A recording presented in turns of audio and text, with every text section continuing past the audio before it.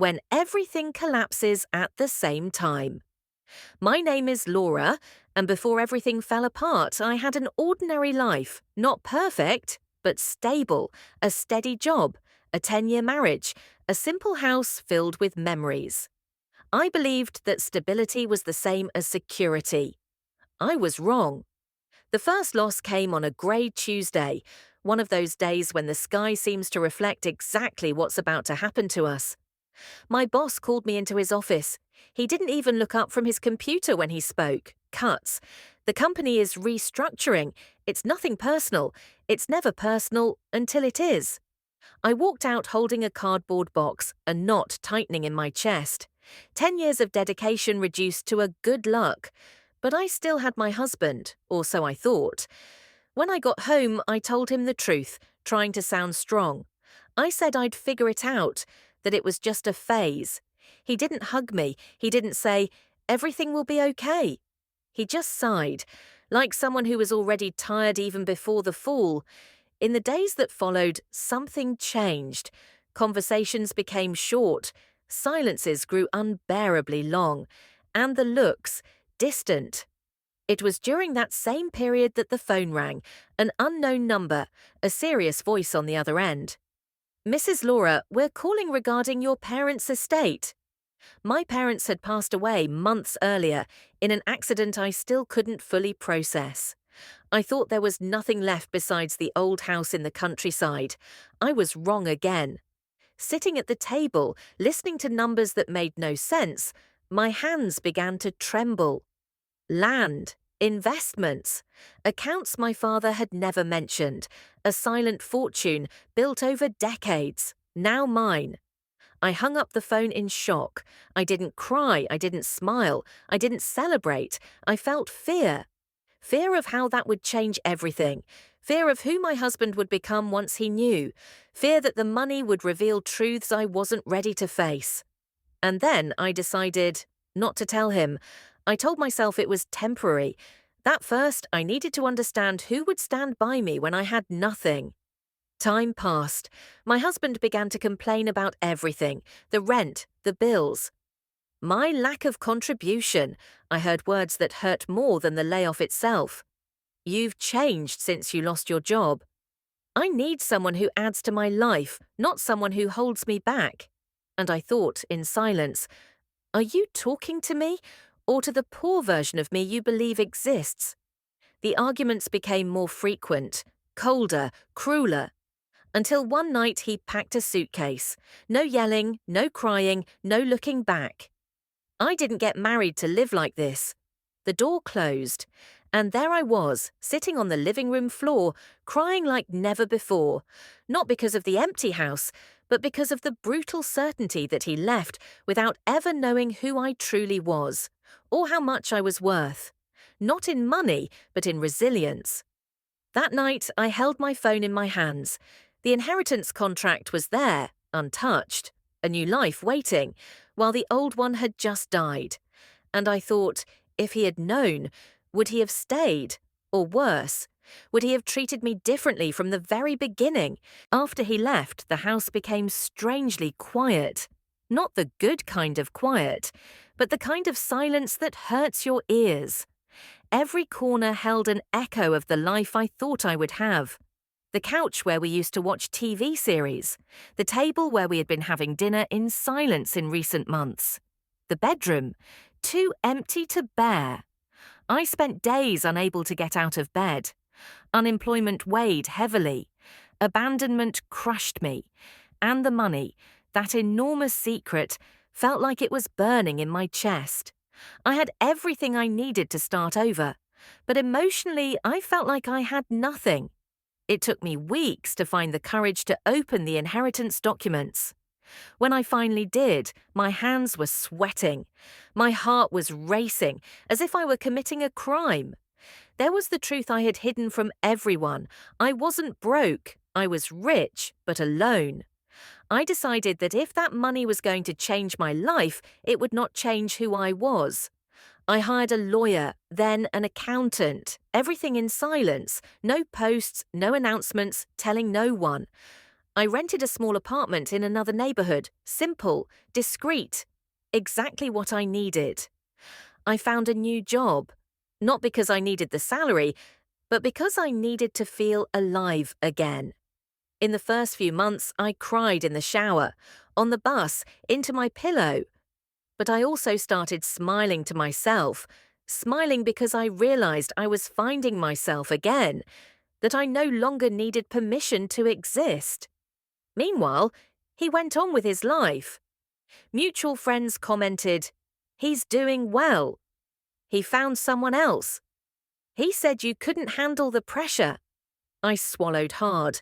I didn't correct them. I didn't defend myself. I didn't reveal anything. I let him believe in the version where he was the strong one.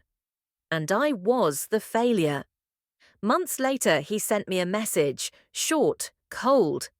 "I hope you're managing." I read it several times. I didn't reply, not because I was weak, but because I no longer needed to prove anything. The money began to work for me. Well-made investments, conscious decisions, nothing extravagant. Little by little, the broken woman on the living room floor was left behind. In the mirror, I saw someone else, standing taller, quieter, more secure. And then, fate did what it always does. He found out, not through me, never through me. He discovered it in a casual conversation, in an offhand comment, in a name that appeared where it shouldn't have. And when the truth hit him, it was as if the ground had disappeared beneath his feet. But that is another part of the story, because when he realized who he had left behind, it was already too late. I knew he had found out, even before he reached out to me. It was the strange silence from others. It was the different way my name started to circulate. It was that heavy feeling only those who have lost everything truly know. And then, on an ordinary night, my phone vibrated. It was him. His name appeared on the screen like a ghost from the past. My heart raced. Not because of love, but because of memory. I opened the message. "We need to talk." That was all. No apology. No "how are you?" No explicit regret. Just the urgency of someone who has just realized his mistake. We agreed to meet at a simple cafe. The same kind of place where we used to dream about a future that never came. When I arrived, he was already there.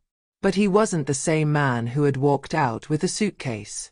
He seemed smaller, more hunched, his eyes restless, his hands slightly trembling. As soon as he saw me, he stood up too quickly, spilled some coffee, smiled, a nervous smile. "You look different," he said. I didn't respond.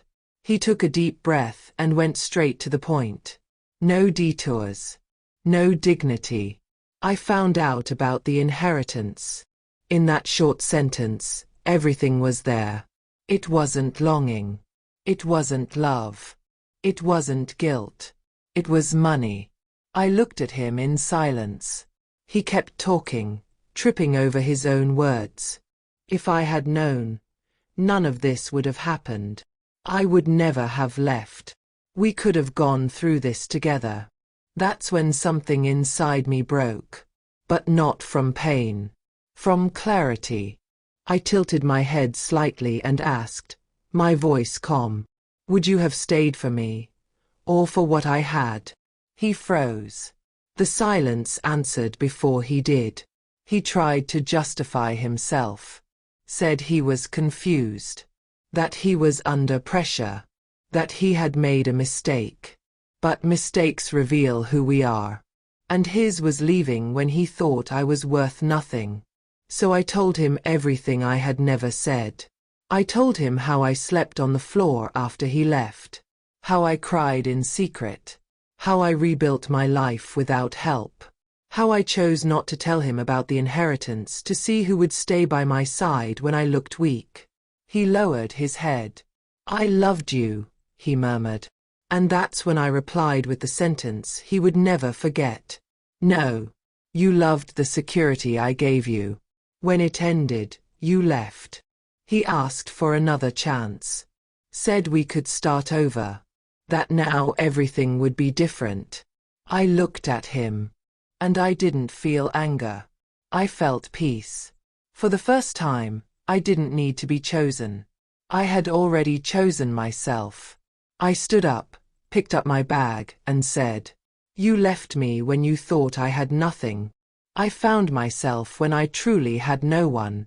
Now that I have everything, I no longer need you." I walked out of that cafe lighter than when I walked in. Not because I was rich, but because I was free. Today, when I think about everything I lived through, I understand one thing. Losing my job frightened me. The inheritance transformed me. But the abandonment revealed me. And now I ask you, with an open heart, if it were you, would you tell the truth from the very beginning? Or would you also let the other person reveal who they truly are when they think you have nothing? Would you give him another chance, even knowing there is only interest? Leave your answer in the comments. This story may help someone who is living through exactly this right now. Because sometimes, the greatest gain in life is not the money that comes. It's the person who leaves. This is a true story. You may know someone going through this. Write on the channel and leave your comment about this story.